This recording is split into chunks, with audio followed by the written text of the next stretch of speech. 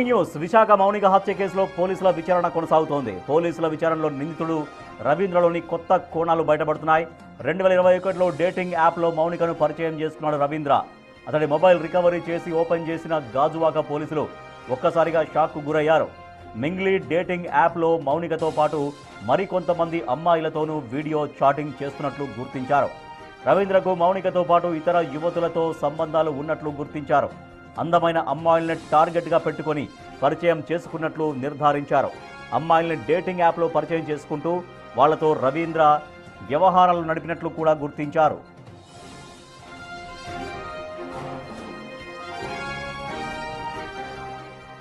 నిందితుడు రవీంద్రది సైకో మెంటాలిటీగా విచారణలో తేల్చారు పోలీసులు. సైకో భావాలున్న రవీంద్ర మౌనికను హత్య చేసే సమయంలో ఎలాంటి భయాందోళనకు గురి కాలేదు అన్నారు.